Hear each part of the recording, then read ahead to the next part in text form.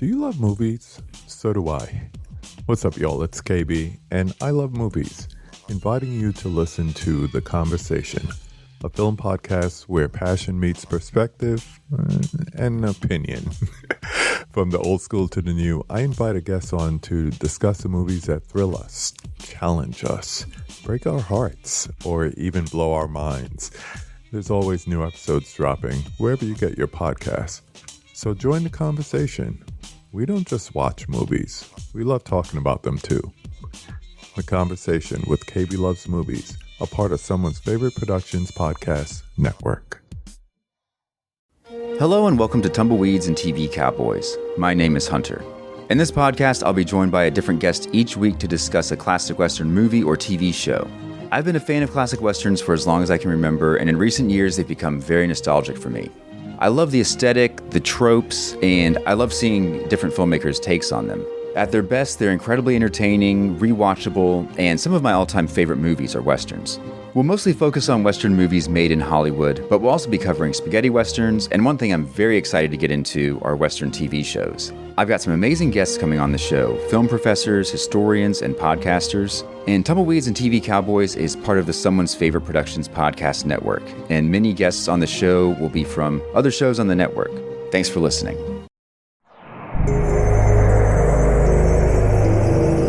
We're in Way Media.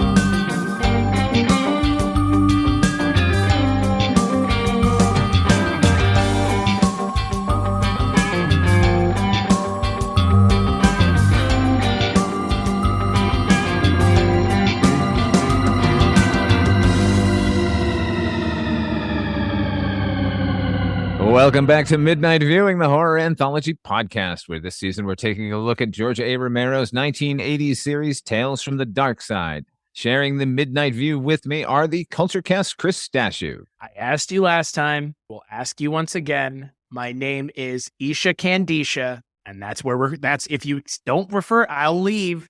I'll go possess Phyllis Diller and leave. And also joining us is the Projection Booth's Mike White. You can refer to me as the old soft shoe. Yeah, that's because tonight we're taking a look at two episodes from season 2. Those are The Shrine and The Old Soft Shoe.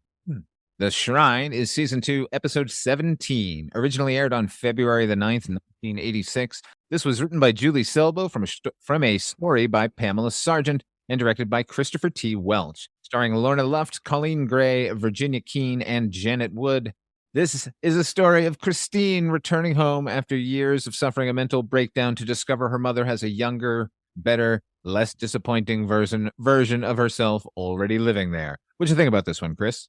Man, I'm living this episode. I'm just given my personal life situation, living in my parents' house right now, house sitting for them, watching this episode, it was a little odd. I don't think my parents wish they had I say that. I think that this episode is an interesting idea. I don't know how well executed the ending is.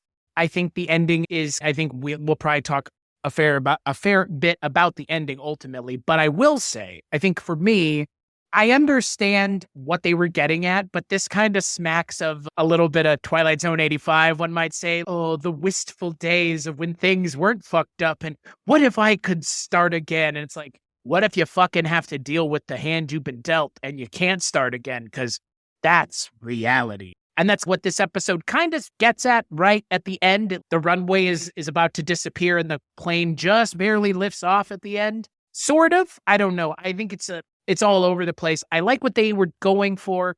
I think they somewhat get there, but I don't think they nail it the way they think they. What about you, Mr. Mike White? Yeah, very similar feel. It's so weird. This actually happened to me. So yeah, I came home and my mom had a younger version of me that she liked a lot more. His name was Richard, not Richard Haddam, but Richard Seltzer.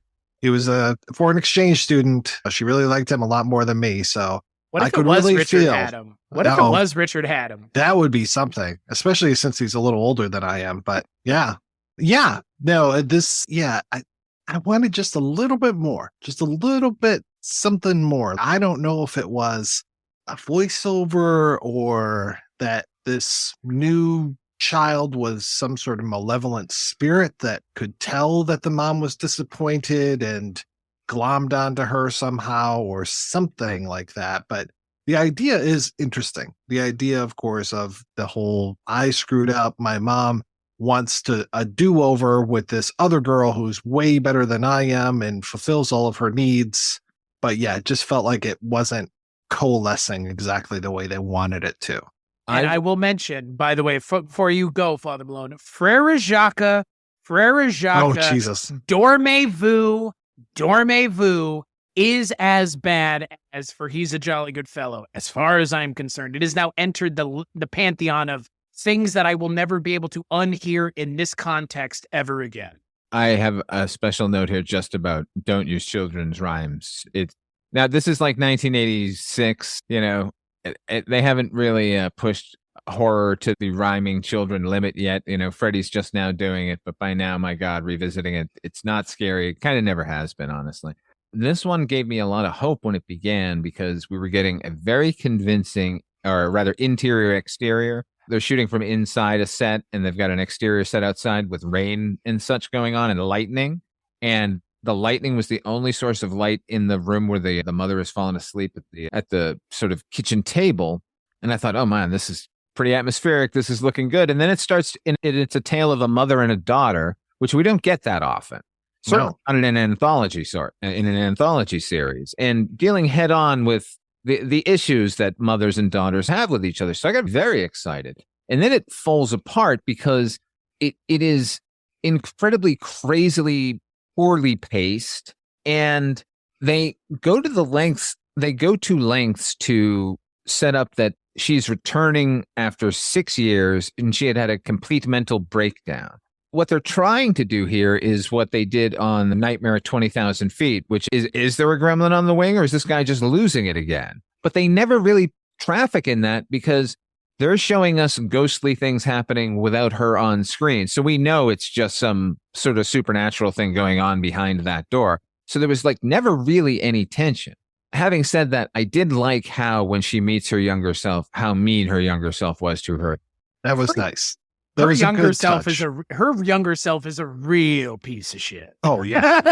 kind of like in a way that it does remind me of things we've seen before where I'm like, is she like a demon? Is this like a malevolent spirit? Is this a Isha Kandisha type thing? I mean, I made the joke. I mean, obviously, because at this point, it's just the most obnoxious thing. One of the most obnoxious things we've seen on the show, but it does have that same feeling of is this like an externalized demon, or is it a tulpa, or what is it? The problem is the episode is structured as such to be what I said it was, which is we're supposed to question her sanity for a good, at least half of the episode before it's revealed that the little girl is actually in that room. Whereas it should have been the fucking first scene. It should have been dealing with herself from beginning to end, and maybe not dealing with the mother, but maybe not, somehow disconnected or something, because I do want to know what this thing is, because it hints that it might be a demon. It hints that it was called and it's fulfilling a need that this broken person has, one that you couldn't. There's a really potent dynamic going on here. It's just so poorly shot, and it's so set bound. This, once the lights come on, all of my praise drains away, because this just looks like a set that they threw up. And considering there's no real action or anything going on here, it ought to be cracklingly good, because it's basically a two-hander or a three-hander. But I don't know. I love all like you guys said, I love all the ideas going on here, but it just doesn't ever really click. I never get my teeth into any of these characters. And the other thing is, and Father Malone, you've mentioned this before on other things. We talked about it a lot on Tales from the Crypt, and I think you alluded to it here. God, it's so set bound. Oh, it is just one of the more set bound things we've seen on this show. Like, they never go anywhere. They're in this house the whole time. They're almost in this room the whole time. And it's just, how can you shoot one tiny 12-foot by 12-foot room 8 different ways? Let me show you. We'll put it up in this corner, and down on the ground, and behind the thing. And it's like, they did it with the smoking episode. It can be done. You can do interesting stuff in a bottle episode. It's just that this isn't even a bottle episode. It is, though. It totally is. That's the problem. But they've got different rooms to move around in and stuff. They've got different locations to go to. The scene with the best friend who shows up, who, by the way, speaking of the acting across the board in this episode is fucking terrible, including best friend who shows up like she's some soap opera best friend. Like, she's just going for the fucking back of the auditorium. Yeah. Well, first off, I recognized the name Lorna Luft, but I had no idea who she was. I didn't know she was Judy Garland's one of her daughters. I always thought that Lorna Luft was a porn star because just that name sounds like a porn star name to me. Totally. Lorna Luft. So it's like, but yeah. And then I thought she was the old woman. So I then had to look her up again. But yeah, nobody's really nailing it. And yeah, the little girl acting is up there. The demon possessed girl, Drew Linall, was way better of an actress than this one was. Yeah. It's just that she was disgusting. This girl is just a poor actress. And you know what? If I came downstairs and no matter who I was in a fight with, if they made me breakfast, I'm going to eat that breakfast. Juice? You're just going to drink juice? This character. She doesn't deserve to live there. I'm glad she's been replaced. She doesn't deserve to live, period. According to that little girl in the episode, right. My God. This felt a bit like, honestly, it felt like another slice of boomer bullshit. That's what I'm saying. Like, 1985. Yeah, not as clumsy as Twilight Zone 85, not as wistful as Amazing Stories, but still kind of in there and not really suited for the dark side. Mm-hmm. No, this feels like Twilight Zone 1985 in the worst way. In the worst impulses of that show are being repeated here in a way that I am shocked. Because for me, we have never held that against this show as hard as we held it against Twilight Zone 85. For He's a Jolly Good Fellow, for fucking example. And now here we are, once again. Thankfully, it's only this. Like, it's only this one so far. But this is a pretty poor episode of this show, to the point where it almost feels like if you ask me what show this was, I would say it's Twilight Zone 85. I genuinely would. Twilight I completely agree. That they like shot on tape in a soundstage instead of using that back in Canada, or or maybe even Tales from the Crypt. Now, this isn't Tales from the Crypt. Nothing is Tales. This is Tales from the Crypt. Season 7 is such a atrocious entry into media. It's not even worth mentioning. No. And to your point, Father Malone, this show is called Tales from the Darkside. So we're not questioning her sanity at the beginning. We know weird shit's going to happen in this. So why are you setting it up like we don't know the name of the show? We didn't just hear the ominous voiceover. Yeah, get to it. What's this thing all about? I want to know. They throw up so much interest and then just squander it away with mystery. I don't know.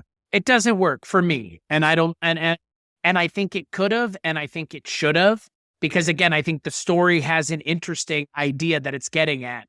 But it, for me, it unfortunately never gets there. All right. Hopefully the next one will. Probably not. Spoilers. You're a liar, sir. Don't lie to your audience. They know better. I said hopefully. I qualified it. All right. This is The Old Soft Shoe, Season 2, Episode 18. This aired originally on February the 16th, 1986. Written by Art Montarastelli. Written by Art Montarastelli and directed by Richard Friedman. This one stars Paul Dooley, John Fiedler, Kathy McLean, and Dorothy Park. This is about a traveling lingerie salesman who rents the wrong room in a hotel, or is it the right one? He's befriended by Glenda, a ghost of a former occupant who just so happens to love lingerie. Anyway, that's the rom-com version that I'm selling to Sony. I'm pitching it to them next week Anyway, what did you think of this one, Mike? You know, I went to a Art Montarastelli school when I was just a little kid. Oh, little early learning joke for all you parents out there. There you go. Paul Dooley and John Fiedler in the same episode. I thought I was going to be a pig in slop. Here I am with two of my favorite character actors, and fucking John Fiedler. What that the outfits he's wearing in this? Little shorts. Those little early 80s booty short thing. Hell yeah. The headwear that he's Has wearing. John Fiedler ever been sexier? That's the question. Never. Oh my God. House coat over a nightgown, like a sleeping Ebenezer Scrooge style, and then an overcoat over that with a hunting cap and a shotgun. That's a look. He's the sexiest version of. Not since Kolchak has John Fiedler been so sexy. He's like the Elmer Fudd pinup, you know?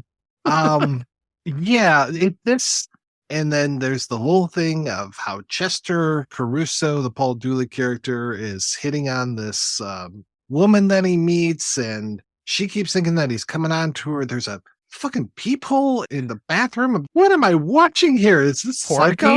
It's totally put in there. It's just, you know what? Sometimes there's going to be peepholes. You're going to look through it. What are you going to do? And he never gets caught. There's no real comeuppance for that, other than if this ghost is the comeuppance. Yeah, was that it? Was it the fact that he was married and was hitting on the girl and then immediately falls into the arms of the ghost? That occurred to me halfway through. I know. I was like, what is the karmic deficit that is causing this ghost to plague him? And no one believes him or anything. And then the sheriff at the end, this all ties into a story about a person that was murdered. I'm like, why didn't you? What the guy who runs the hotel doesn't know that, but the cop does? Chris, what did you think of this one? Hi, Father Malone. I think it's time we have a talk. Oh, don't you blame the Wait a second here. No. I felt a certain level of responsibility for Tales from the Crypt and inviting you. I'm just kidding. I don't blame you. In what universe am I going to blame me? Yes. Punish me, Harvey. Don't punish the boy. I thought it was fine. I think it's another muddled attempt at telling a story that has no place in this show. This is another Twilight Zone 85. It's a night gallery. Yeah, I can see that. Maybe. I thought there was going to be a fortune-telling machine in the lobby of this hotel. That's what this one reminded me of. Back to 60. Yeah. Is that what it needed? I just think it needed a purpose. I think it needed a direction. I don't think it had, for me anyways, what I was hoping for in an episode that this one is, where you've got this guy in this hotel room that's seemingly haunted, I guess. That's what we're being led to assume. It's like a 1408 thing. Because John Fiedler doesn't stop him really hard from going into that room. He's, you probably don't want to go in there. If I could do John Fiedler's voice, you can't go in there. And then, I don't know what that was. Not John Fiedler. Maybe like Jimmy Cagney. But he doesn't, it's not like he stops him any harder than just don't go in there. Like, that room's not available. And he's like, I'll give you an extra $10. He's like, okay. The easiest convincing possible. And then the way the episode wraps up is just bizarre, to say the least. It comes out of left field. It seems like the episode's missing a good 10 minutes, maybe, or more. I don't know. I don't think this episode would have benefited from having more. I think this episode would have benefited from having someone actually rewrite certain parts of the narrative to make more sense. Because him interacting with these ghosts in this room over and over again, it's just not entertaining. I do like the idea of a sitcom 1408, because that's what this is. That's what it's trying to be, right? Yeah, here's the talk. I don't think you should take this key. I want the key. Okay, you can have the key. But pretty much. That was not James Cagney. But, no dirty rats or anything were mentioned. This one's tough because I like a simple ghost story. I will say if we're comparing this to the last one, this one is better shot. It's better acted. I actually think the dialogue is written better here. It's just that they're telling a story that we've seen 1,000. It's a campfire story. He checks into the wrong room and a ghost is there and she's alluring and it seals his doom. It's just that he acts like a fucking moron here. Okay, spectral woman What? shows up in your room. Okay, you know it's a ghost. You got to know it's a ghost, right? And if You would hope. and if you don't, when she pulls the gun and shoots you, and then nothing happens, you think you're actually shot. Go back, and everyone convinces you that you're crazy. You go back to the room. Do you go back to the room? Okay, you go back to the room. She shows up again, and you just it's all casual. Like there never feel like there are any stakes in here. No. And then Old Dooley's not afraid that there's a fucking ghost in his room. He's, ooh, this is making me horny. And it's like, Yeah. bro, what the fuck is going on here? She shot you. She shot you. She shot you 3 times. I mean, Yeah. don't kink shame, Chris. Oh my God. And here we go with the kink shaming again. Being shot with guns is dangerous. And if that's a kink, I'm sorry to tell you. Me and William S. Burroughs, there's certain things that we agree on, okay? Dr. Benway. What, injecting heroin into your scrotum's not enough? Yeah, that and shooting our wives. Oh, also. We're going to do the old William Tell act. Come on. Now, see? How many mugwumps can I get you? Is this potentially just a condemnation of like how stupid men are, that no matter what the warning sign are, we'll just fucking keep going until they drown us in the bathtub? Yes, men are stupid. First off, the answer to your question is, are men stupid? No, I know that. I'm saying it's not what this episode is saying, because if that's what they're getting at, then, okay, I like it a little better. I mean, Paul Dooley's a piece of shit in this episode. That's the thing. I'm not going to say he was asking for it. He was asking for it by going back to that room where she was, knowing that she had shot him already and going, hey, let me keep hitting on you. And then he gets drowned in a bathtub. Deservedly is what Deservedly is what the show makes it feel like. Whether or not that's the real my take or any of y'all's take, the show's inherent moral compass would lead us to believe that he got what he deserved per the narrative. You know what we needed? One phone call with the wife. Right. Well, we had one. What? We had one at the very beginning. Remember when he's like, oh, hold on, the line's breaking up. Yeah, that's true. What we needed to speak to her again. We needed to know that she's sweet and he's being a dick, because if that's what they're getting at, that like he deserved this. But is it that? I mean, is it just don't go in that room? Right. Yeah. Again, having her as a presence probably would have been nice at some point. Instead of having the other woman who he was also hitting on. Maybe it is. It's just not, it doesn't feel pointed in any way, this episode. It's just things are happening and we're watching them and then he's dead. Pretty much. It seems like like I said, it seems like there was a lot of missed opportunities to really get us to the point where we can understand why the things are happening, as opposed to the things happening in the episode just going, see, he drowned. And wait a second here. Like, I would like for it to feel inevitable the way the best versions of these shows do, where it's like the inevitability is known from the moment we see this kind of piece of shit husband acting the way that he's acting. It's like sometimes they're redeemed in the end. We have seen those episodes where there's a nice redemptive moment. But in a lot of these, especially this show, it's like, nah, fuck him. Fuck him in the ear. Fuck him in both ears. Somebody please make a Saturday morning version of the way. I think that's what I took away from this. Just like a little cartoon version with no stakes. Just everyone has a good time. But anyway. Oh, there you go. Yeah. All right. On the next episode, we are going to be taking a look at 2 new episodes from season 2. Those are The Last Car and A Choice of Dreams. Midnight Viewing is a proud member of the Weirding Way Media Group. Our theme song was composed by HP with an assist by Donald Rubenstein. Until next time, what are you working on? Where can people find it, Mike White? Everything that I do, with the exception of one thing. One thing is available at weirdingwaymedia.com. That one thing is available at patreon.com/projection booth or patreon.com/culturecast. And that is the podcast that Chris and I do with our friend Richard, the guy who replaced me with my own mother. Oh my God, it slipped. That is available at once a month over at our Patreons. And we talk about James Bond and have a good time. How about you, Chris?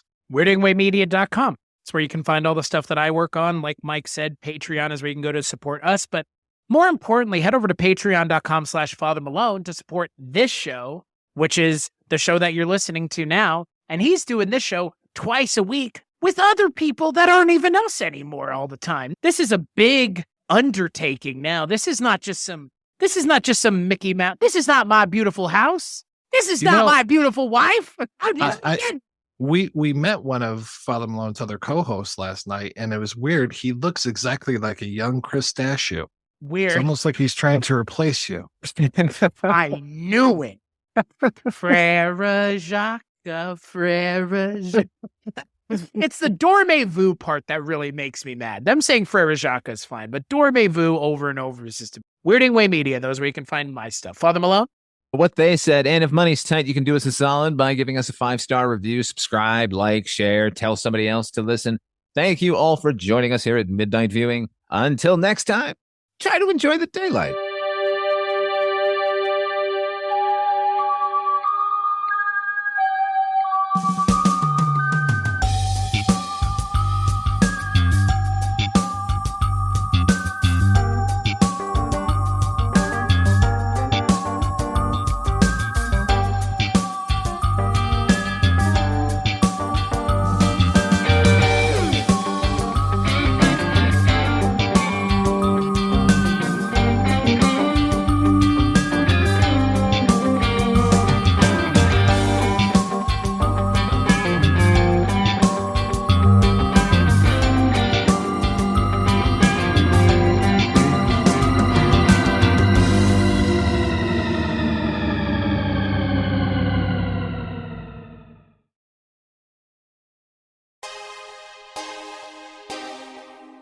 The audio commentary. It's a dying art form, but here at One Track Mind, I, your wonky yet affable host Ryan Luis Rodriguez, analyze film through the prism of these embryonic forms of podcasting, one audio commentary at a time. Masterpieces, crapster pieces, live action, animation, cult classics, films literally no one has ever heard of. No track is too small, and no track is too big. Join me and my guests from the entertainment world as we keep these features alive every other Tuesday. Hey, who else is going to discuss Bill and Ted's Bogus Journey one week and Citizen Kane the next? Us, that's who. Sure, you have to put up with my voice, but there's a certain give and take in this industry. That's One Track Mind, part of the Someone's Favorite Productions family and available wherever you get your podcasts.